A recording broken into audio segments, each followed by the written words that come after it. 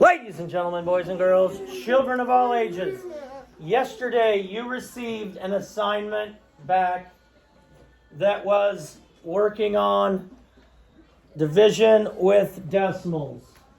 And there was a picture on one. If I can find, was anybody absent yesterday in this class? No. Yeah, Easton maybe? Here we go. There was a picture on the back of one. There was a picture on the back of one that looked like this.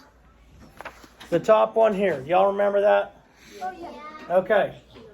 Now the thing we did wrong, or several people did wrong on this, is you had to figure out what you're dividing. These are the answers, each one of those.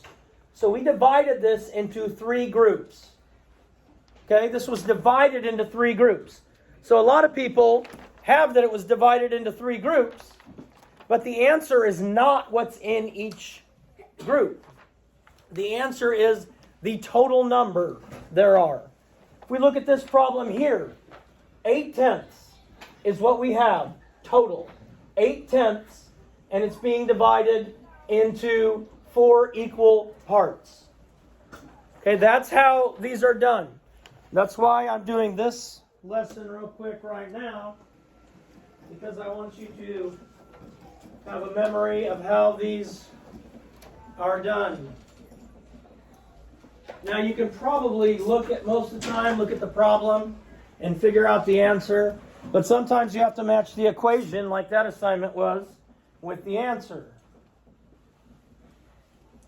Now we are having a test on this. So we're making sure we pay attention. So how many of these should we have shaded in? 6/10. 6/10, which means either 6 rows, or six columns, or 6 rows. 6/10 shaded in. Because that's what we're starting with, is 6/10. Remember, a tenth is an entire column or an entire row. 100th is each little square. And I'm just going over some things that I've seen some errors in. So hopefully you're watching along and we can correct some of those errors. Okay, so we would shade in 6/10. Pretend like this is shaded good. So how many tenths on this one hole are not shaded in? 4/10. 4/10. Okay, so 4/10 are not shaded in on this one hole. Now, how many groups do I divide this into? 2 groups. So how many is going to be in each group? 3/10, or 0.3. Remember, a row or a column is a tenth. An individual little square is 100th. We had an assignment earlier that we put the number in the wrong place.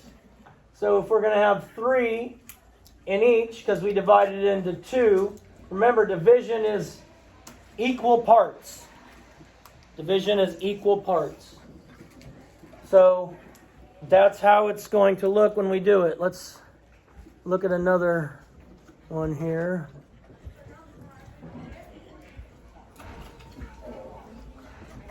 Here we have a total of 1 5/10 shaded in.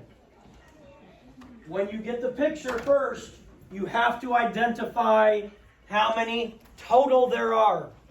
Not how many are in each group, because that assignment, it showed you the answer.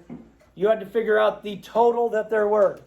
So if we did 1 5/10, let's slide that down a little bit. If we did 1 5/10, and so we'd have all of this, and it'll be shaded in better when you get a good artist. And how much of this? 3/10. 5/10. 5/10. So how many tenths are left over in this? 5. How many hundredths are left over? 50. 50.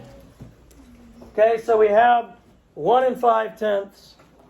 We're dividing it into 3 different groups. So how many is going to be in each group? 5/10. Okay?